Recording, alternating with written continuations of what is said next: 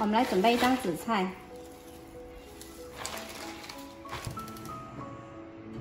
平底锅加少许油，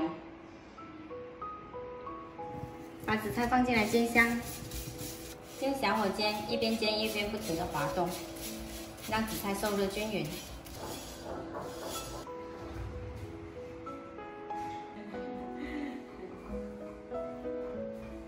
小心啊！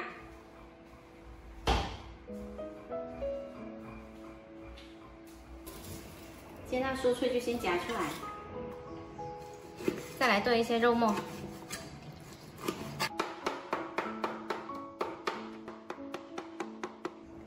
做好了，拿个大碗装起来。泡好的虾米，把它切成小粒，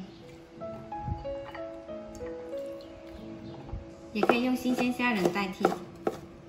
也加到肉末里，香菜切成末，打入4个鸡蛋，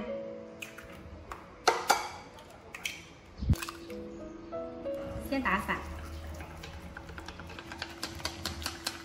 加入1小勺盐调味，一点点胡椒粉增香。把紫菜撕成小小块的，好了，剩下一点呢，可以拿给小朋友直接吃当零食。再搅拌均匀，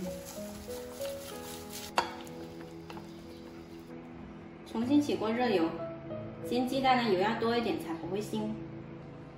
倒进来煎到2面金黄，锅不要太烫，倒进来迅速摊平。比较大块不好翻面的话呢，我们把它切成小块再来翻。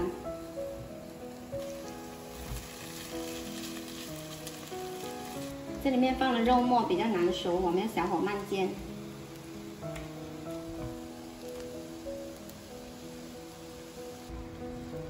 好了，可以出锅。这道做法简单，鲜香味美的紫菜肉末煎蛋就做好啦。